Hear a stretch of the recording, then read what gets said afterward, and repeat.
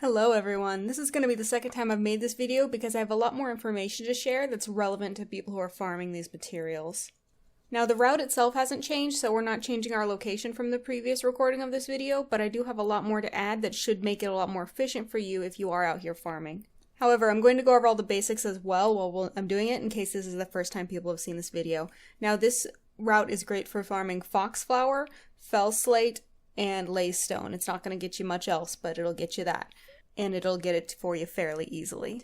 Now the route is basically to start up here in Prep Foot in High Mountain. You can get up here without doing any quests. You can just walk your way up. You can water walk your way up if you have it, which you should for this video's purposes. And it shouldn't be any problem. You don't have to do anything special to unlock it. Just be able to get here. I start at Prep Foot and move over to Shipwreck and then back and forth, just picking up everything I find as I go. Now in doing this, you'll want something as water walking. I use the Azure Water Strider. I believe hunters can use a pet to give themselves water walking. You want one that does not break on hit or one that you can instantly recast, such as Path of Frost if it still works that way.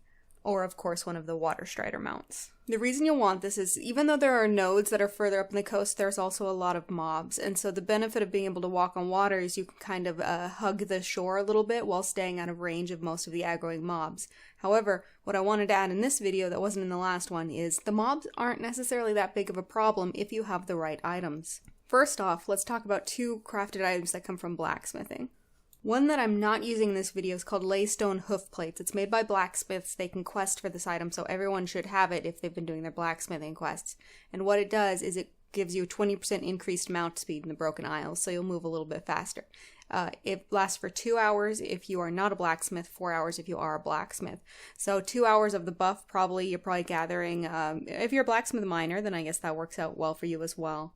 That is the only one of the buffs that I wanted to talk about in this video that I don't have equipped, simply because I forgot to do it. It is also, in my opinion, the least useful of the three, and so if you're going to skimp on one of them, skimp on that one, in my opinion.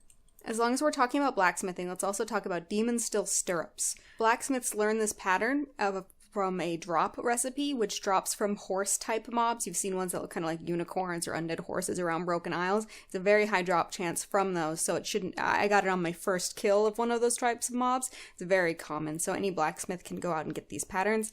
They will have to quest all the way through their blacksmithing quest chain if they intend to make the demon steel themselves, but that's worth doing just because you can resell the demon steel. Anyways, what these stirrups do is they allow you to interact with objects while mounted, which means that no matter what race or class you are, you can herb and you can mine and you can skin and you can activate objects while mounted. So that's amazing, right? Well, not so great if you're just going to be dazed off your mount all the time, right? Let's move from blacksmithing to leatherworking. Let's talk about some barding.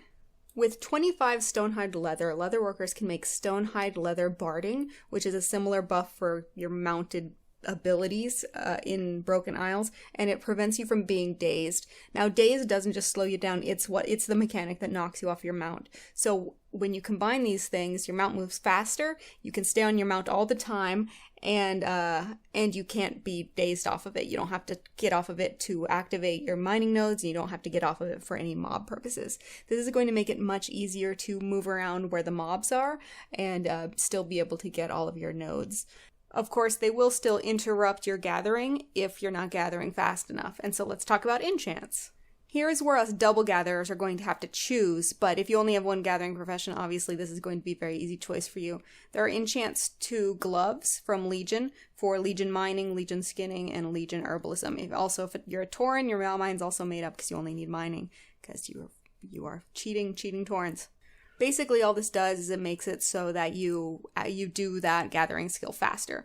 When you combine this with the other items, basically you can use your mount to get a good lead on any mobs that you're training behind you, and then because you've got that good lead in your mounted speed, and your speed is 20% faster, you're able to hit that node much more quickly, you're able to channel the gathering much more quickly, and you're able to move on to the next one. The only problem I have with this personally is that the Azure Water Strider will lose its water walking ability, and you have to get off of it and recast it if you get hit. So if you have something like Path of Frost boost that you can activate while still mounted, presuming that still works. It has been a long time since I played my Death Knight. That is a really great setup, but something that works in that same way would be wonderful. I also wanted to point out that if you choose not to use the stirrups, and so you are going to use a Goblin Shredder or a Sky Golem, that's what they're actually called, to stay in your mount while herbing, you can do that and you still don't have to worry about you missing out on the Foxflowers. Oh, let's talk about Foxflowers for a second, because some people might be watching this video for the first time.